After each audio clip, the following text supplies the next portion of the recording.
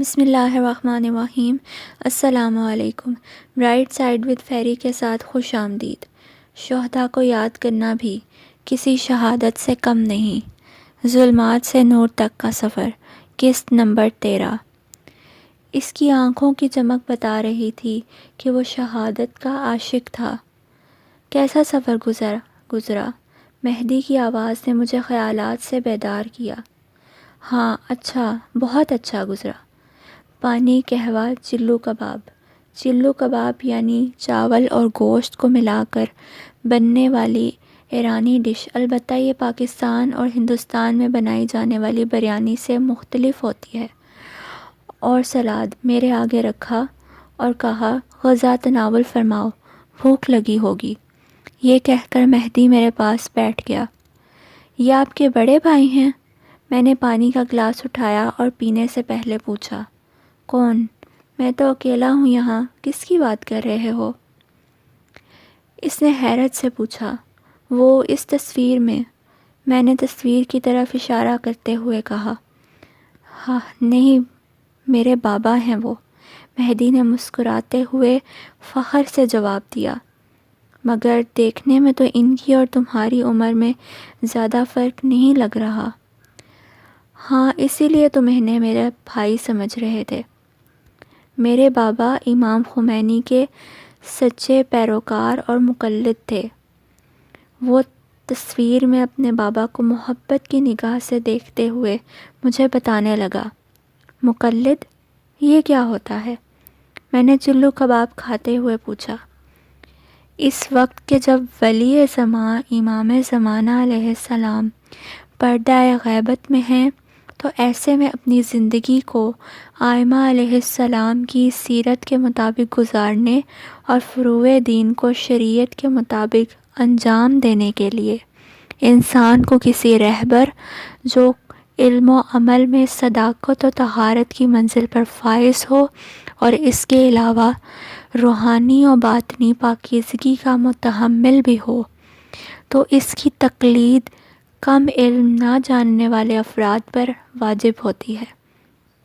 پریشان مت ہو، اب ایران آ گئے ہو تو سب کچھ سیکھ اور سمجھ لوگے۔ اپنے بابا کے بارے میں مزید بتاؤ۔ ایران میں جب انقلاب آیا، امام خمینی نے شاہ کے خلاف جہاد کا حکم دیا۔ میرے بابا بھی سب کچھ چھوڑ کر ایران آ گئے اور رہبر کی قیادت میں شہادت پائی۔ میں 2 سال کا تھا اور فاطمہ میری بہن، اس کا اس دنیا میں پہلا دن تھا اور بابا جان کا آخری دن۔ بابا کی شہادت کی خبر ماں کو وارڈ میں ملی تھی۔ ہمیں ایران میں رہائش مل گئی بابا کی خدمات کی وجہ سے۔ ہم یہاں ہی بڑے ہوئے ہیں۔ ماں نے تنہا ہماری تربیت کی ہے۔ ماں فاطمہ کے ساتھ دعائے کمیل کے لیے حرم گئی ہیں۔ آج شب جمعہ ہے نا؟ آئیں گی تو ملیں گی تم سے۔ تم کھانا کھا لو تو پھر ہم بھی چلتے ہیں۔ آپ کے بیوی بچے یہاں نہیں رہتے؟ بیوی بچے کہاں سے آ گئے؟ مہدی کے کہکہے نے مجھے متوجہ کیا۔ کیا مطلب، آپ نے ابھی تک شادی نہیں کی؟ نہیں، اور نہ ہی کوئی ایسا ارادہ رکھتا ہوں۔ مگر کیوں؟ خوبرو جوان ہیں آپ، صاحب علم و بصیرت ہیں۔ بارودی سرنگیں، گولیوں کی گونج ہی میری دلہن ہے۔ بارود کی بومارٹر کے گولے اور میدان جنگ سے عشق ہے مجھے۔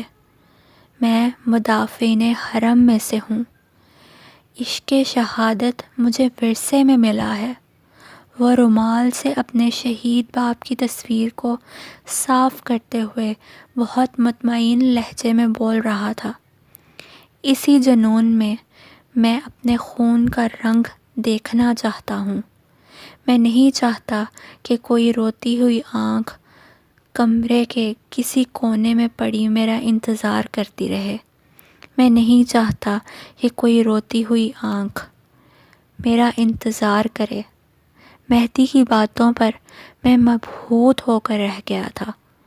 اس نے وہی بات کہی جو جب ابراہیم ہادی سے ان کی والدہ نے ترویج کے لیے بات کی تو یہ وہی جواب تھا جو ابراہیم نے اپنی والدہ کو دیا تھا۔ مدافعین حرم، میرے لیے الفاظ نئے تھے۔ مدافع حرم کیا ہوتا ہے؟ میں نے کھانا کھانا جاری رکھتے ہوئے پوچھا۔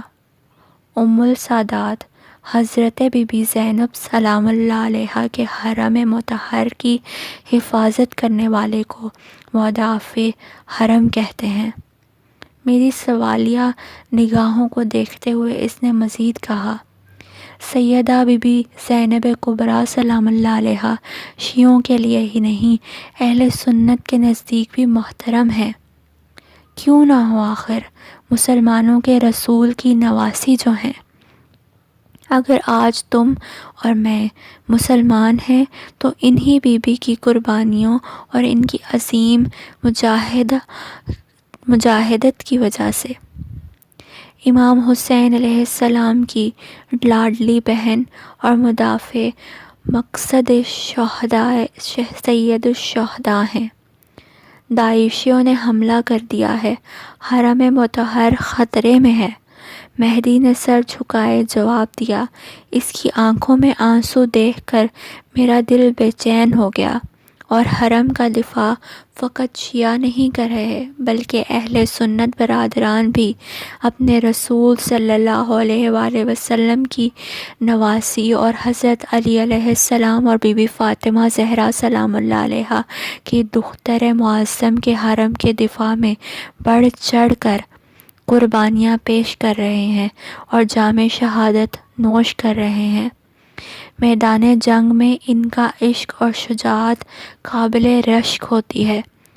ماں کی طبیعت بگڑ گئی تھی، اس لیے 1 ماہ ہو گیا ہے مجھے شام سے واپس آئے ہوئے، مگر اس دل مضطر کو ایک پل قرار نہیں۔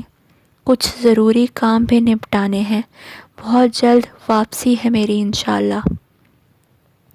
مہدی کی باتوں نے مجھ پر واضح کر دیا تھا کہ شہید کا مجھے عباس کی طرف متوجہ کرنا اور اس کے بعد میرا ایران آنا اور مہدی سے ملنا، اس کے پیچھے کیا مصلحت پوشیدہ ہے، میں جان چکا تھا، اور میں مطمئن ہو گیا تھا کہ شہید نے مجھے تنہا نہیں کیا، اور میرا دل یہ مان چکا تھا کہ میں اپنے عشق کو بہت جلد حاصل کر لوں گا مدافع نے حرم بن کر۔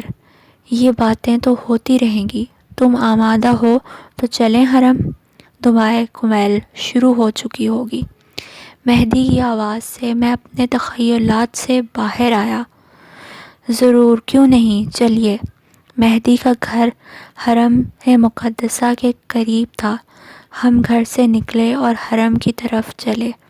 میرے دل میں ایک عجیب سا احساس پیدا ہونے لگا۔ میں جانتا ہوں کہ تمہیں زیادہ معلومات نہیں ہے، پریشانی کی بات نہیں۔ تمہاری وجاہت سے لگتا ہے کہ تم کسی اچھے گھرانے سے ہو۔ حضرت معصومہ سلام اللہ علیہا قم المقدس کی شہزادی ہیں اور اہل قم کے لیے باعث فخر ہیں، اور 7ویں امام موسیٰ کاظم علیہ السلام کی دختر، 8ویں امام علی رضا علیہ السلام کی پیاری بہن، اور 9ویں امام محمد تقی الجواد علیہ السلام کی پھوپھی ہیں، اور ان کی فضیلت کے لیے یہ بات کافی ہے کہ وہ حضرت معصومہ سلام اللہ علیہا کی زیارت رسول خدا صلی اللہ علیہ وآلہ وسلم کی بیٹی مادر جان بی بی فاطمہ زہرا سلام اللہ علیہا کی زیارت کے برابر ہے۔ سبحان اللہ، میری زبان سے بے ساختہ نکلا۔ حضرت معصومہ سلام اللہ علیہا کریمہ اہل بیت علیہ السلام کے لقب سے مشہور ہیں۔ صدقے دل سے ان سے طلب کرنے والا جس فرقے اور قبیلے سے بھی تعلق رکھتا ہو، دامن بھر کے جاتا ہے۔ تمہارا داخلہ ہو جائے تو پھر کبھی موقع پا کر مشہد بھی چلیں گے انشاءاللہ۔ مشہد میں 8ویں امام علی رضا علیہ السلام جو بی بی فاطمہ معصومہ سلام اللہ علیہا کے بھائی ہیں، ان کا روزہ ہے۔ بہت بہت رؤوف مولا ہیں۔ بہن بھائی کی محبت بے مثال ہے۔ میں بہت دلچسپی کے ساتھ مہدی کی باتیں سن رہا تھا کہ اچانک میری نظر سنہری گنبد پر پڑی، جس نے تقریباً دنیا کی ہر مشہور جگہ دیکھی ہوئی تھی اور ورلڈ ٹور میرا پسندیدہ مشغلہ تھا، مگر اس سنہری گنبد کی کشش اور روحانیت نے مکمل طور پر مجھے اپنے حصار میں جکڑ لیا تھا۔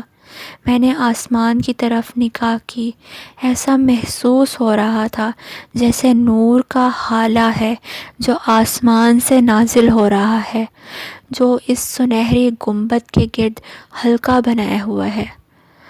السلام علیکہ یا سیدتی یا حضرت فاطمہ معصومہ سلام اللہ علیہا کریمہ اہل بیت علیہ السلام۔ جب ذریعہ مبارک پر پہنچیں کہ تو ایسے سلام کرنا۔